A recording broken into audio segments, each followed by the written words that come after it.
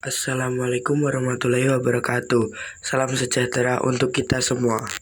Perkenalkan, kami dari kelompok Derasnya Air Hujan. Saya Fauzi Rafa Hermawan, kelas 9E, absen 13. Saya Aldinaya Bagaswiroka dari kelas 9E nomor absen 2. Saya Gensi Kumara Pratama, kelas 9E, absen 16.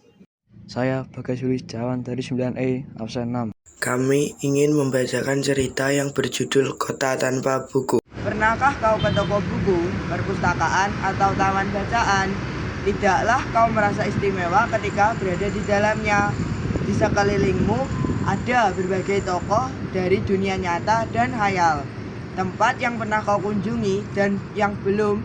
Informasi dan cerita dari masa lalu, masa kini, dan masa depan. Semua berpadu, semua berada dalam genggamanmu. Saat berada di antara buku, tidakkah kau merasa menjadi raja dan ratu? Ruang dan waktu seolah menyatu tanpa batas. Kau bisa terbang, melintas sekat negara, dan melewati berbagai zaman. Kau bisa menyelam ke dalam samudra, melayang di angkasa, bercanda dengan aneka satwa, dan berkenalan di tengah padatnya kota juga di rimbanya. Kau tahu, buku adalah jendela dunia, kunci pengetahuan dan pintu wawasan. Muhammad Hatta, sang proklamator, berkata, "Aku rela dipenjara asalkan bersama buku. Karena dengan buku, aku bebas. Melalui buku, manusia terbebas dari ketidaktahuan. Tempat-tempat yang dipenuhi buku adalah harapan berkembangnya pengetahuan dan wawasan." Apa jadinya jika kota tanpa buku? Pantaskah dia disebut kota? Di kota itu, mungkin kabar datang dari sumber lain, dari koran, televisi, atau internet.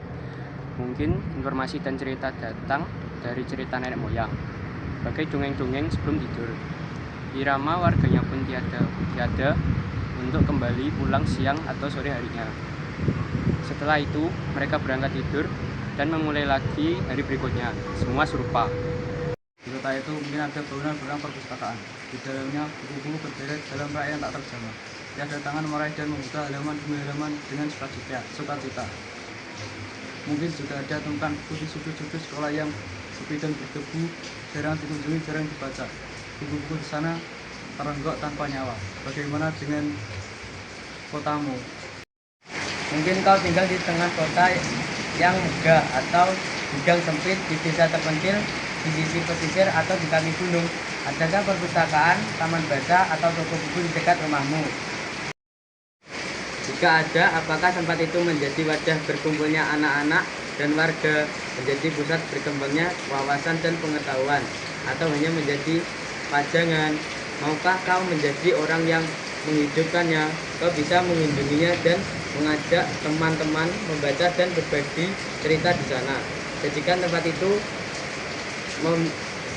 sumber kegembiraan dan pengetahuan. Jika tempat itu belum ada, maukah kau menjadi orang yang mulai menghadirkannya?